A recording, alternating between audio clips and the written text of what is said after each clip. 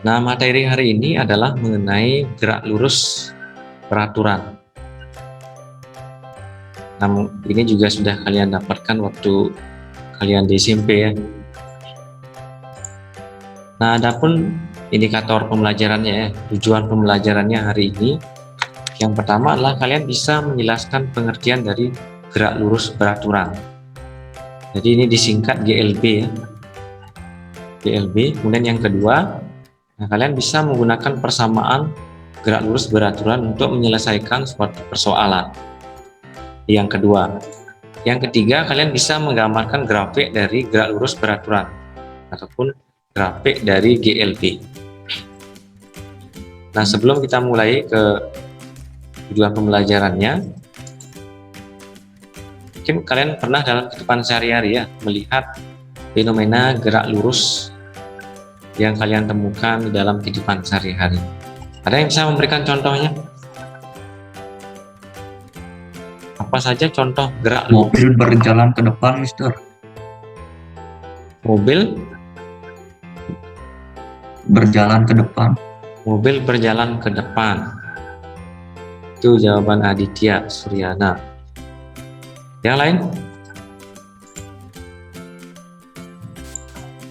Buah kelapa jatuh dari pohonnya, Mister. Buah kelapa jatuh dari pohonnya. Sama ya.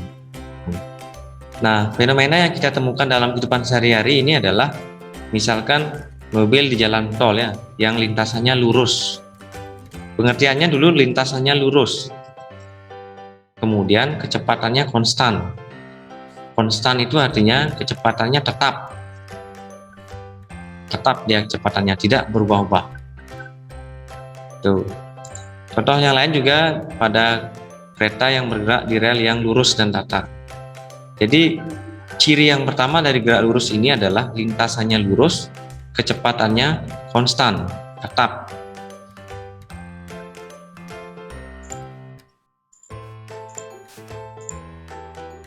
Nah, saya ingin mengingat kembali untuk adik-adik, nah kapan suatu benda itu dikatakan bergerak? Karena kita belajar gerak lurus, berarti harus tahu definisi gerak. Berarti ya Prasta? Suatu benda dikatakan bisa bergerak apabila terjadinya perpindahan atau suatu pergerakan dari benda tersebut, Mister. Jadi benda itu dikatakan dia bergerak apabila dia mengalami perubahan posisi. Walaupun dia bergerak ya, tetapi posisinya sama, maka dia tidak dikatakan bergerak atau tidak mengalami perpindahan. Jadi kata kuncinya adalah ada perubahan posisi dari titik awal ke titik akhirnya. Berikutnya, menurut kalian dapatkah manusia dan makhluk hidup lainnya melakukan gerak lurus beraturan dalam waktu yang cukup lama? Berikan pendapatnya. Siap, bisa, Mister. Siap, bisa, Mister. Silakan, Witaria ya. Silakan Witaria. Contohnya misalnya seperti ini, Mister. Kayak di tol itu kan termasuk dalam waktu yang cukup lama, Mister. Kan melakukan gerak lurus beraturan itu dalam waktu cukup lama. Jika di tol itu kan memang jalannya seperti itu, jadi dia memang diharuskan mengikuti jalannya, Mister. Selamat. Kemudian yang lain?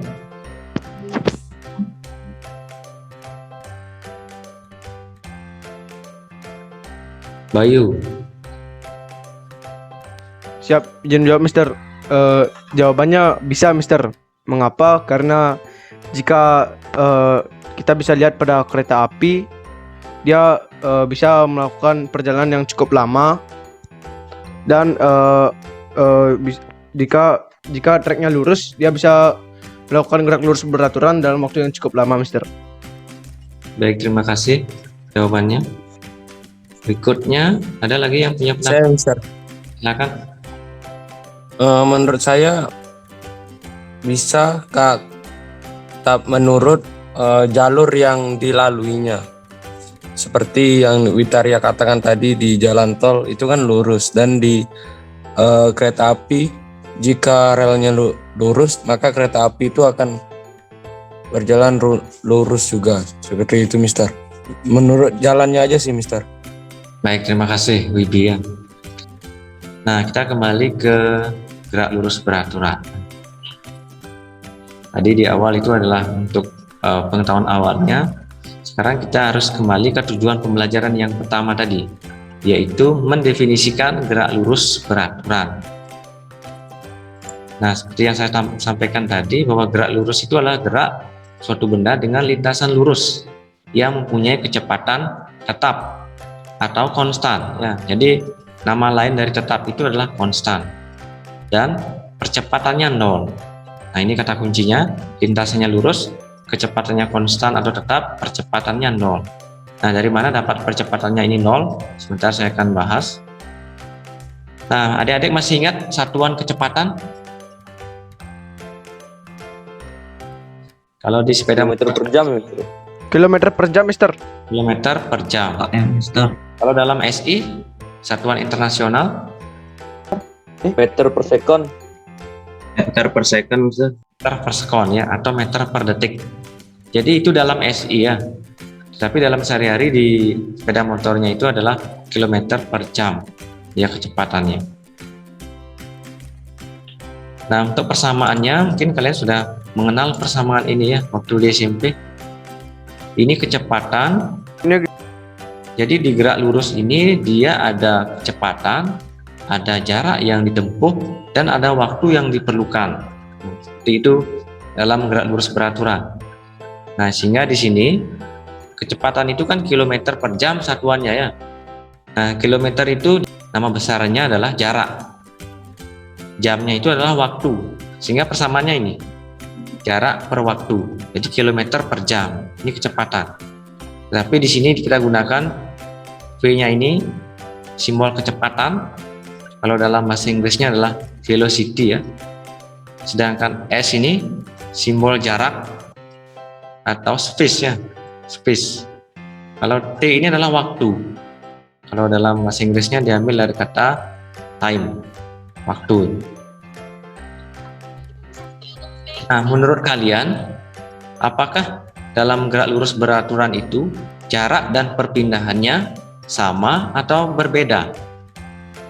Andara? Ya, menurut saya sama, Mister. Sama, alasannya? Karena dia dalam satu lintasan yang lurus. Karena dalam satu lintasan lurus ya. Itu jawabannya. Ada lagi yang lain sebelum saya jelaskan? Jawabannya sudah benar ya. Ya, perpindahannya. Sedangkan ini dia lintasnya lurus dari awal sampai akhir lurus. Pasti jarak dan perpindahannya bernilai sama. Nah, dari persamaan ini sekarang perhatikan yang dalam kotak warna kuning ini. Nah, misalkan yang ditanyakan adalah waktunya. T yang ditanya ini. Nah, maka persamaannya bagaimana? Jarak per kecepatan, Mister. T sama dengan S per V. ya T sama dengan S per V. Tulis di buku catatannya biar kamu ingat.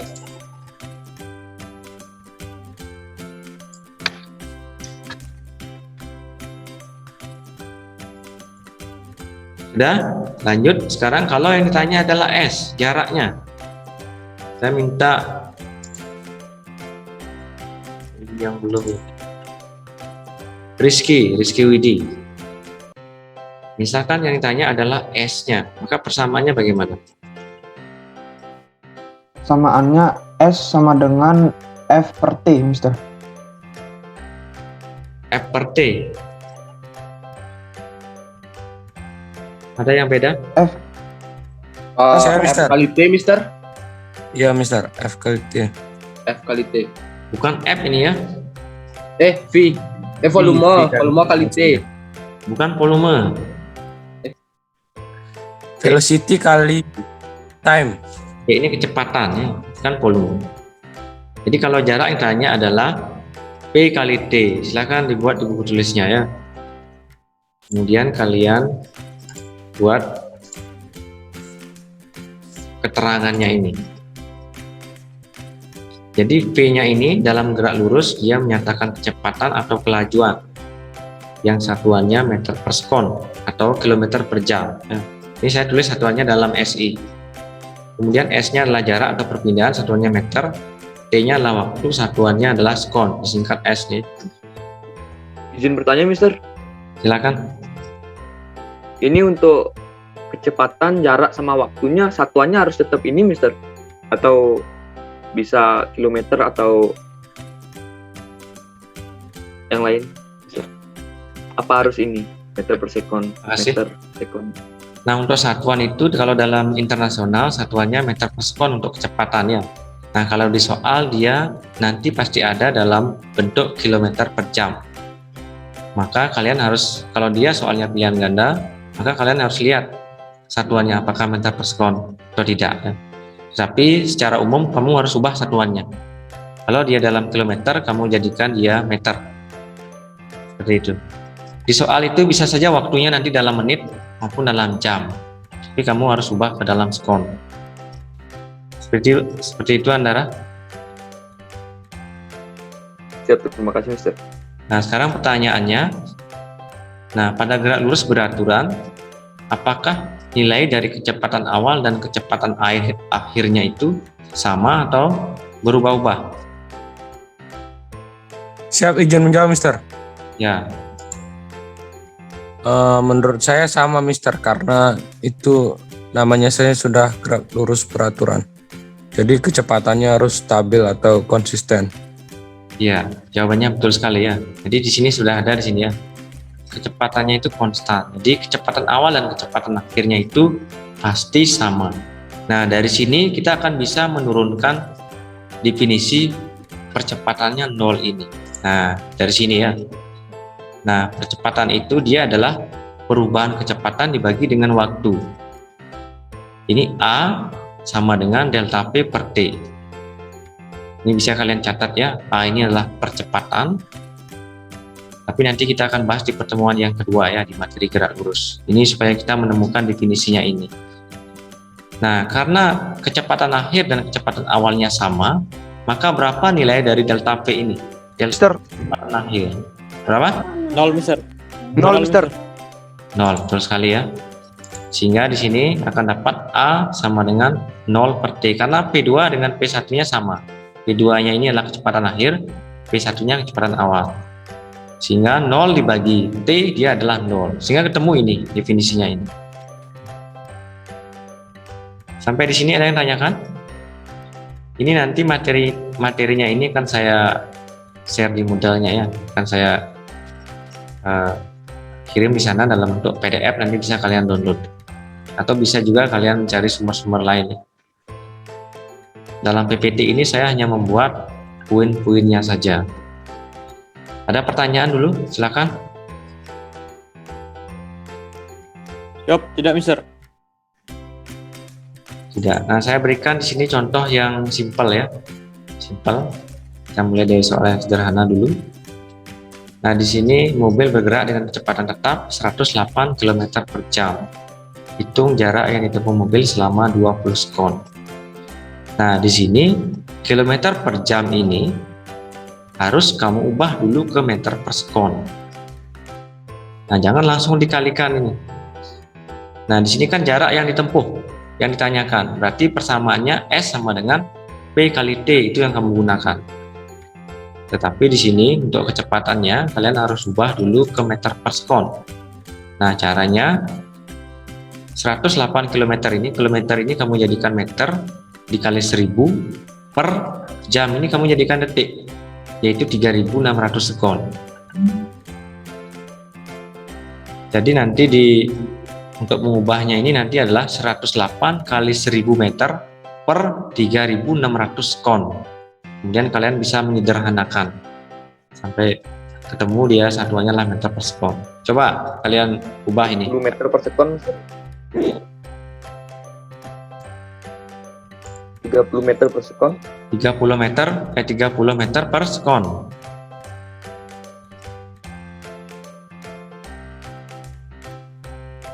Yang lain, Jawabannya 6 meter, Mister. yang lain sudah menemukan? Widi berapa ketemu? Kalau nggak salah 600, Mister. 600.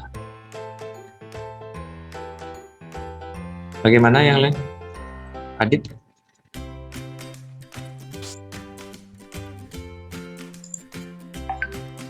Masih mencari, Mister? Bentar, Mister. Siap 30 meter per sekon, Mister. 30 meter per sekon. Nah, setelah ketemu kamu kecepatannya, hitung jaraknya. Berapa jaraknya jadinya? Pakai Kan dikali kan, Mister ya? ya, pakai persamaan tadi yang sudah kamu tulis itu, yang S sama dengan P kali T. Karena di sini yang ditanya adalah jaraknya. 600 meter, Mister. C. 600 meter. Bagaimana yang lain? Apakah sudah menemukan semua 600 meter?